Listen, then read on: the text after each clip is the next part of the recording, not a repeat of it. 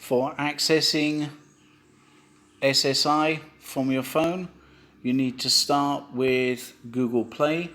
So find your Play Store and open it. Once you have opened Play Store, you will need to type in SSI and then press enter or search. And then in the options, you are looking for the one with the big black box and 50. So on my screen here, it's the second one down.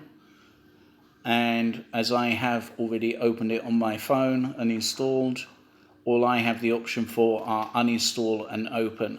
You will find on your one that the open box will actually have install written in it, and the uninstalled box should say something similar to cancel. So once you have done that, click on the install, give it a few minutes depending on your internet to install, and then as you open it, you will be presented with a sign-in page where you will be able to log in and register the same way as I showed you on the webinar.